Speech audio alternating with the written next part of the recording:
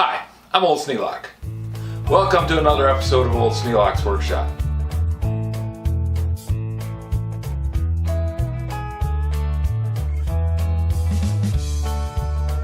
I'm working on the Scout Crafter Clamp Challenge, but that's got to work in amongst all the other things going on, so I thought I'd just kind of do a compilation of several little jobs that I've been working on.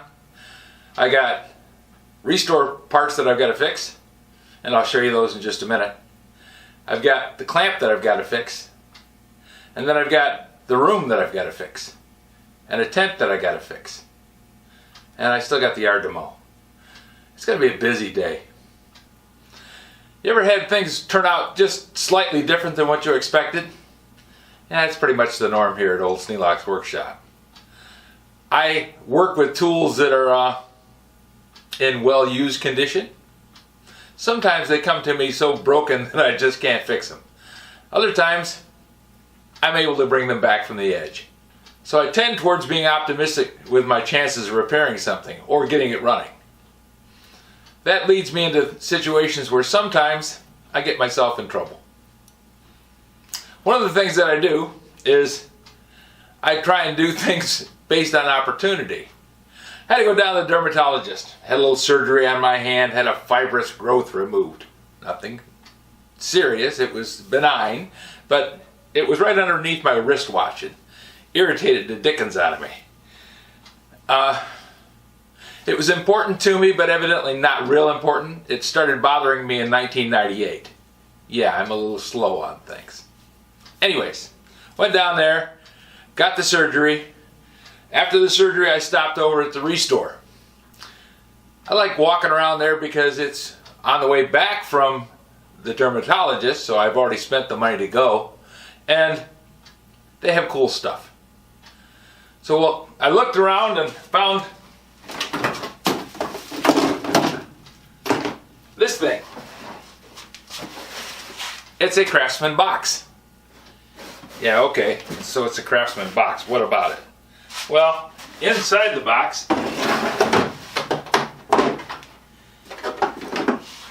it had a Craftsman drill motor with a battery, but it's a dead battery.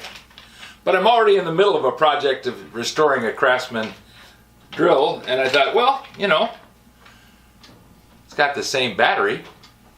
Maybe I can make them both work.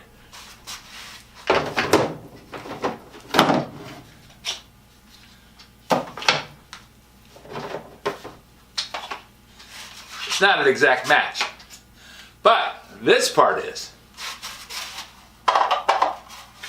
Since it fits in the same charger, I should be able to use this to charge this battery, the same as I'm going to use it to charge this battery. The only difference is this one has a little bit of a gate here, and I think I can open up this to allow room for that gate. So I built a charger adapter for this using the Makita or the DeWalt or whatever charger I come up with. This is a 13.2 volt. We'll see what I can do with that. Cost me $8. $8 is underneath the Old Sneelock budget limit. $10, no more. So I picked up a box and drill motor, and that was kind of fun. At the same time, I picked up this. This is a Milwaukee M18 saw.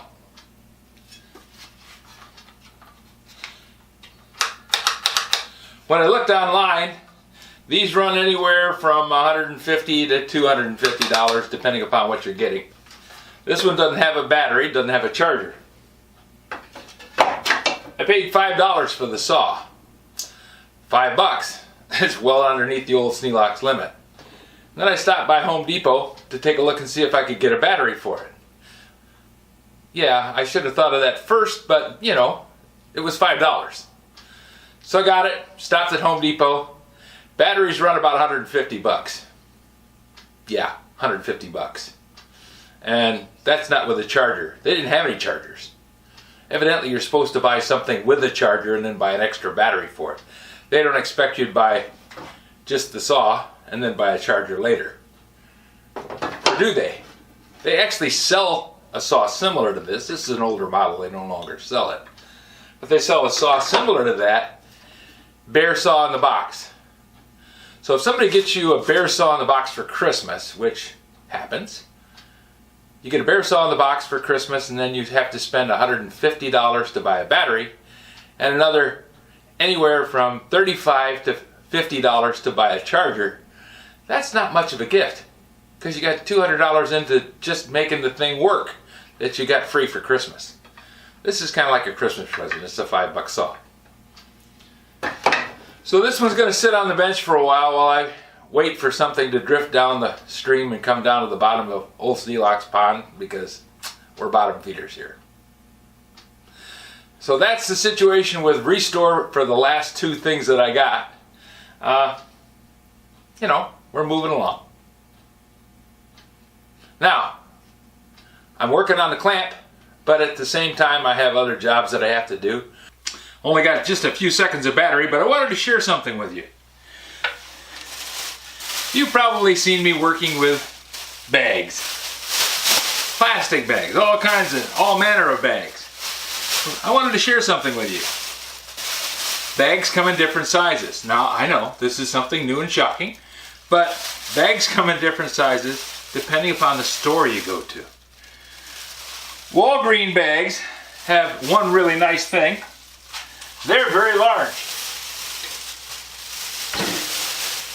They'll fit right over the top of my little bench here.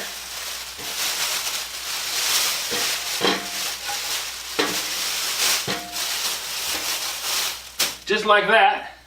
And when I'm using it as a paint stand, I don't get paint on my bench.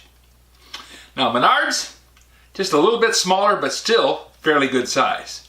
Myers, my favorite bag. I use them on the workbench all the time because we seem to get at least 25 or 30 of them a week. And they're recyclable.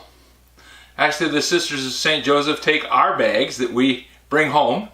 Lydia has me put them in a little book bag, and then she wads them up and takes them off, and the Sisters of St. Joseph use them when they go to the grocery store. Because waste not, want not. It's a watchword here at Old Sneelock's Workshop.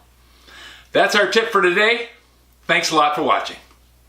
If you have any suggestions for a new video, questions about today's video, or any of the other videos on the channel, just drop a note in the comments. You know I read them all.